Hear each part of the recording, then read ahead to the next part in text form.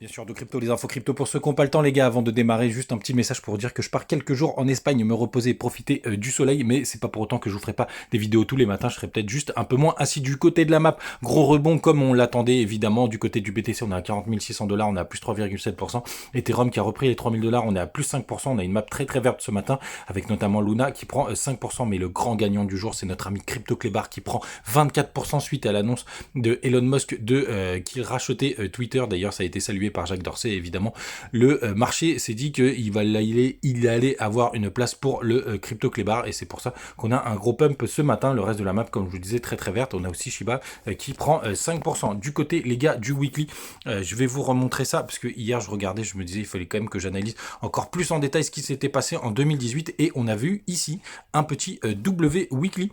Donc sachez-le, c'est très similaire à ce qu'on est en train de vivre ici. Vous voyez, on le voit mieux quand on passe en ligne. Donc ça veut pas dire qu'on va faire ce qu'il y a eu dans le passé, surtout qu'on était pas mal à plat en 2018, ce qui n'est pas le cas là, puisqu'on a fait un petit canal haussier, mais c'est vrai qu'il y a beaucoup de similitudes et c'est assez inquiétant. Alors dans la globalité, on reste quand même très très neutre, parce que MACD est à plat ici et qu'on a potentiellement réintégré le pattern. D'ailleurs, on a été touché ce support, je l'ai replacé hier parce que je l'avais décalé lors de vidéos. Et quand on passe un daily, on voit qu'on a réintégré ce pattern. Donc on est vraiment très très neutre. Et même si on est en bas de range et qu'en général il y a plus d'opportunités de longue, pour le coup, on reste quand même dans une zone assez neutre avec pas mal de signaux bearish qui se sont déclenchés. Donc attention les gars.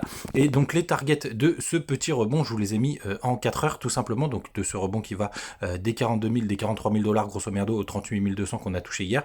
Vous voyez, d'abord, on s'est un petit peu arrêté sur les 0,38,2 et en général, quand on vient les casser, on vient récupérer la zone de rechargement de short qui se situe entre les 41 150 $ et les 41 850 $ grosso merdo. Là, vous voyez, on est déjà en train de travailler les 0,5 de Fibo, donc on n'a pas atteint cette target. Ce sera une zone importante pour prendre des profits, évidemment, puisqu'on pourrait repartir juste après à la cave et je ne serais pas surpris. Le 3D, puisqu'hier, je vous le disais, qu'on avait recroisé, mais je ne vous l'avais pas montré, vous voyez, c'était juste ici. Du côté du Max Payne, on est redescendu aux 41 000 $ pour ce vendredi.